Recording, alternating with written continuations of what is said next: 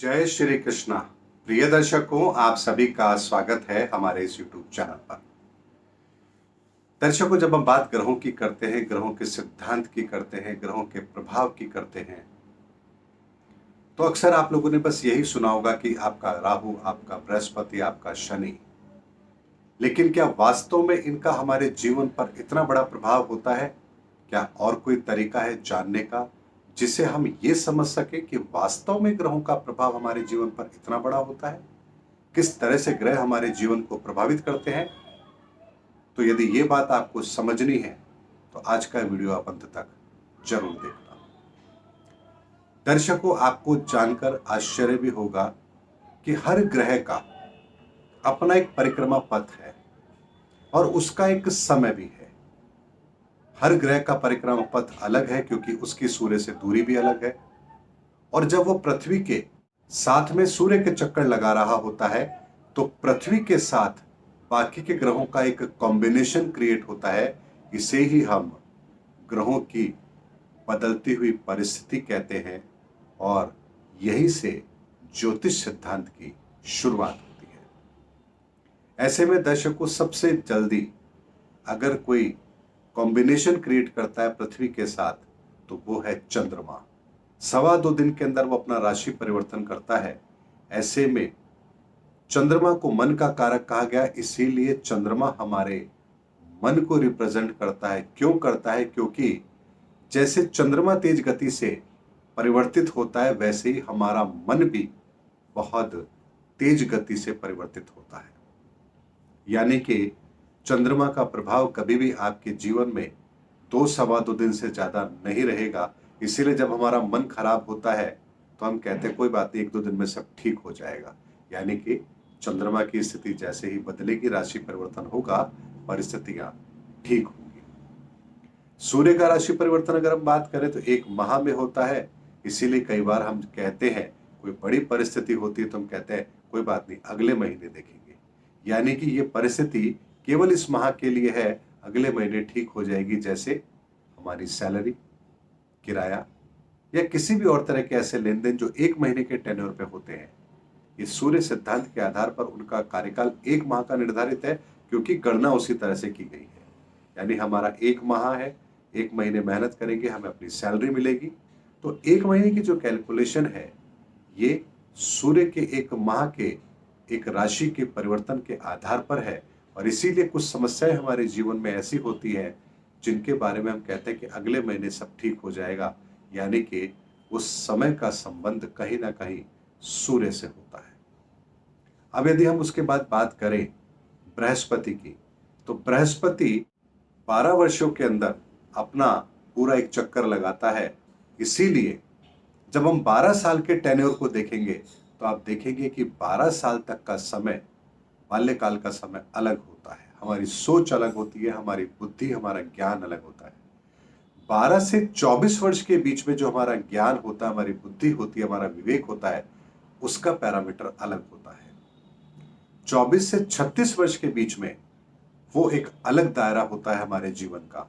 और 36 यानी 36 से लेकर के और 48 वर्ष तक का जो समय होता है उसका एक दायरा अलग होता है। और 48 यानी 48 से लेकर 60 साल की उम्र तक का दायरा अलग होता है। और 60 साल के पश्चात फिर हम कहते हैं कि हम अगले यानी कि 72, तो अगेन 12 साल के टेन्योर को लेते हैं। यानी कि जो 12 साल का समय है, आप देखेंगे कि हमारे जीवन के अंदर इन 12 सालों के अंदर हमारे ज्ञान, हमारे विवेक, हमारी बुद्धि, हमारी योग्यताओं में परिवर्तन होता है। ये बृहस्पति का कारक है। उसके बाद में दर्शकों, अगर हम बात शनि की करें तो शनि भी 30 वर्ष के अंदर अपना एक चक्र पूरा करता है। इसीलिए आप देखिए कि जीवन के अंदर 0 से लेकर 30 वर्ष तक हम अपने आप को युवा कहते हैं, या यूं कह सकते हैं कि 30 वर्ष की आयु तक हम अपने जन्म से लेकर युवा अवस्था की एक ऐसी स्थिति को देख चुके होते हैं जहां हमें जो कुछ सीखना होता है हम सीख चुके होते हैं। जो कुछ हमें करना होता है उसके सारी उपलब्धियां हमें प्राप्त हो चुकी होती है।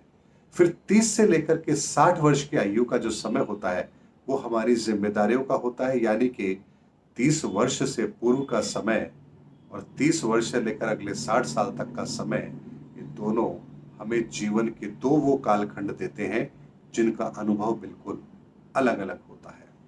और 60 वर्ष के पश्चात का जो समय होता है और लगभग 90 वर्ष का होता है, वो कालखंड अलग होता है, उसका जीवन में हमारे अनुभव अलग होता है।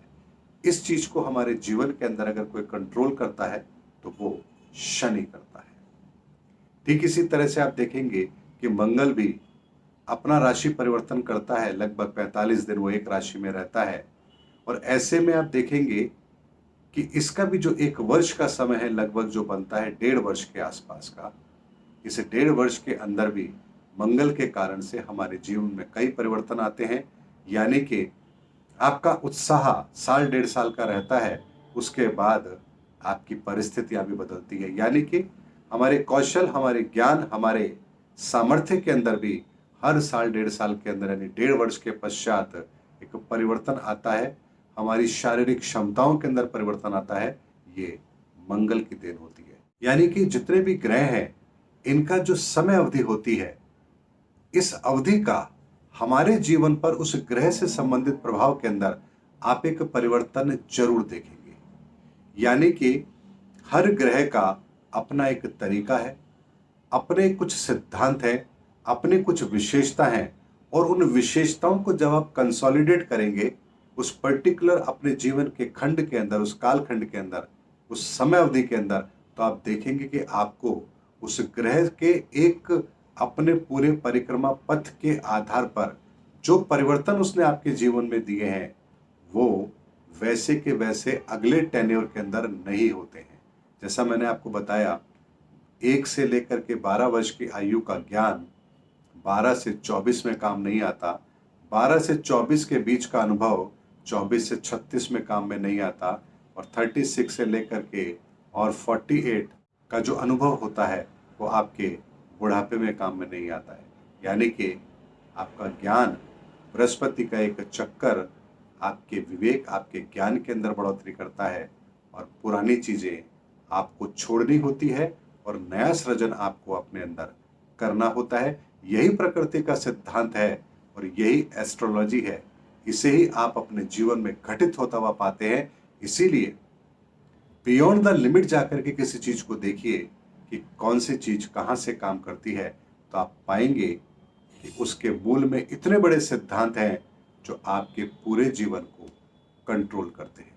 इसीलिए मेरा मंगल, मेरा राहु, मेरा बृहस्पति, इससे थोड़ा सा आगे बढ़िए और इन सिद्धांतों को, यानी कि ज्योतिष के सिद्धांतों को आपके जीवन पर वो कैसे एप्लीकेबल होते हैं, इसको समझिए।